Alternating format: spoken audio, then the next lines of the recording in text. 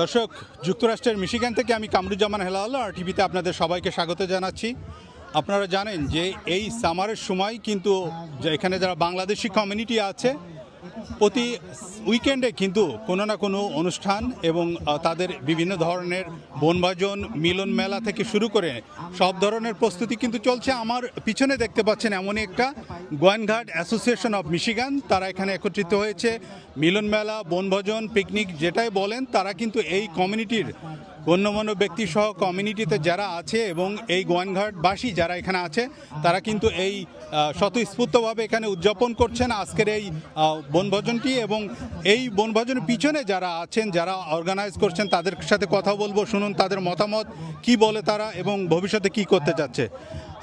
আসলে কেমন দেখছেন এবারের বনভোজন, আপনাদের একটু যদি সংক্ষেপে বলেন।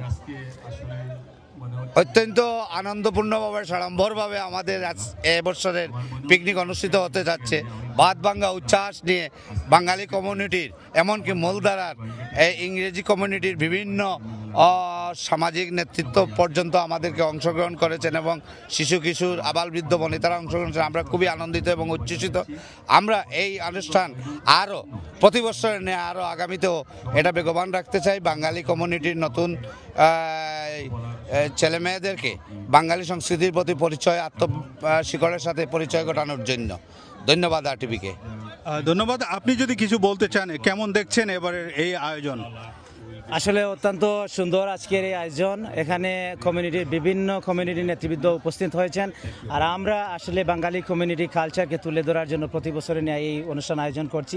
এখানে আসলে সাংস্কৃতিক অনুষ্ঠান, খেলাধুলা থেকে বিভিন্ন বয়সী সবার জন্য খেলাধুলা সহ রেফেল ড্র, সর্বশেষ আমরা সাংস্কৃতিক অনুষ্ঠানের মাধ্যমে শেষ করব আজকের অনুষ্ঠান। এবং কমিউনিটির নেতৃবৃন্দ এখানে উপস্থিত হয়েছেন। আমরা আমাদের কালচার এবং বাঙালি পরিবেশকে এখানে তুলে ধরার জন্য আমরা একটা ডাইভার্স কমিউনিটি হিসাবে যাতে আমরা পার্টিসিপেট করতে, সেই জন্য আমাদের আজকের এই আয়োজন এবং অত্যন্ত সুন্দর আজকের আয়োজন আমরা উপভোগ করছি। ধন্যবাদ। দর্শক, শুনছিলেন এখানে যারা আছে এই আয়োজন কমিটিতে, আপনারা দেখতে পাচ্ছেন তারা কিন্তু সবাই স্বতঃস্ফূর্তভাবে তারা এবং তাদের ফ্যামিলি সহ এখানে তারা এই অনুষ্ঠান উদযাপন করছেন।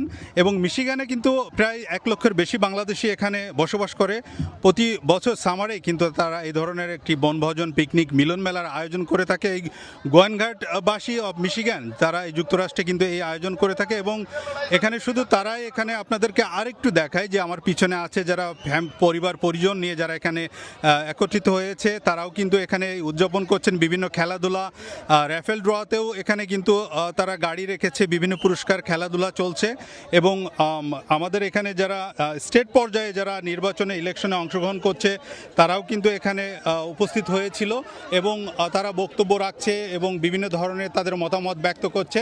তো এই বাংলাদেশিদের এই মিলন মেলা এবং প্রবাসী এসে বসবাস করে একটু শান্তির প্রয়াস, এবং বাংলাদেশে এখানে যারা নতুন প্রজন্ম তারা কিন্তু এই সম্পর্কে, খেলাধুলা, খাবার এবং কালচারের বিভিন্ন এই ধরনের সম্পর্কে তারা অবগত হচ্ছে। এবং তাদের মূল উদ্দেশ্য এখানে প্রবাসে বেড়ে ওঠা নতুন প্রজন্মের কাছে পৌঁছে দেওয়া, তাদের বাংলাদেশ সম্পর্কে জ্ঞান তাদেরকে দেওয়া। তো এই ছিল এই মিলন মেলায় বনভোজন গোয়েনঘাট অ্যাসোসিয়েশন অফ মিশিগানের এই থেকে আমার কাছে সর্বশেষ।